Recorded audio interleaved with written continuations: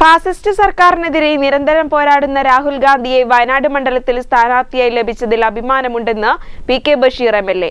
വയനാട് മണ്ഡലത്തിൽ ഒട്ടനവധി വികസന പ്രവർത്തനങ്ങൾ എം.പി. ഫണ്ടിൽ നിന്നും തുക ഉപയോഗിച്ച് നടത്തിയിട്ടുണ്ടെന്നും ജനങ്ങൾക്ക് കാവലായി നിൽക്കാൻ എന്നും രാഹുൽ ഗാന്ധി മുന്നിലുണ്ടാകുമെന്നും പി.കെ. ബഷീർ പറഞ്ഞു.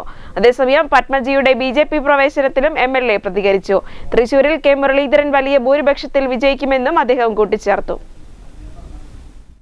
നിർഭയത്തോടുകൂടി ഫാസിസ്റ്റ് സർക്കാരിനെതിരെ ബി.ജെ.പിക്കെതിരെ പോരാടുന്ന ഇന്ത്യയിലെ ഏക ഒരു രാഷ്ട്രീയ നേതാവുണ്ടെങ്കിൽ ശ്രീ രാഹുൽ ഗാന്ധിയാണ്. ആ രാഹുൽ ഗാന്ധി നമ്മുടെ എം.പി. ആയി നിന്നത് നമുക്കൊക്കെ അഭിമാനിക്കാം.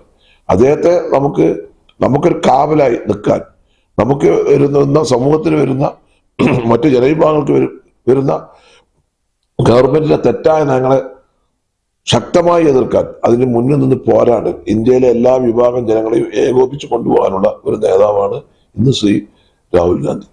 ആ രാഹുൽ ഗാന്ധിയാണ് നമ്മുടെ വയനാട് ലോക്സഭാ മണ്ഡലത്തിൽ എറണാകുളം ഉൾപ്പെടുന്ന ലോക്സഭാ മണ്ഡലത്തിൽ മത്സരിക്കുന്നത്.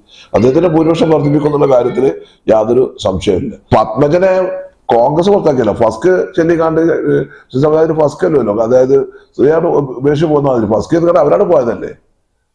അവര് എല്ലാ ആനുകൂല്യങ്ങളും കോൺഗ്രസിന് ലഭിച്ചതല്ലേ.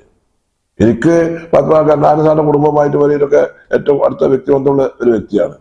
2 വർഷം മുകുന്ദപുരം ലോക്സഭാ സീറ്റ് എന്നൊക്കെ പറയുന്നത് കോൺഗ്രസിന്റെ കുത്തക സീറ്റിൽ അവർ 1 ലക്ഷം വോട്ടിന് കൊടുക്കുന്നത് അവരുടെ പരാജയം തന്നെയല്ലേ. കെ മുരളീധരൻ വമ്പിച്ച ഭൂരിപക്ഷത്തോടു കൂടി വിജയിക്കും.